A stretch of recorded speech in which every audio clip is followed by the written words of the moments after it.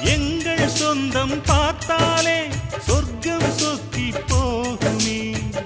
எங்கள் வீட்டில் பூத்தாலே பூவின் நாயுள் கூடுமே.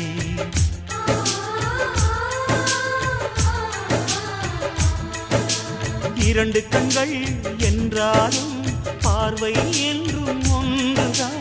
உருவத்திலே தனித்தனிதான், உள்ளம் என்றும் ஒன்றுதான். ஒரு சேவல்தான் நடை காத்தது, இந்த அதிசயம் பாருங்கள். கண்ணனை வாழ்த்துங்கள்.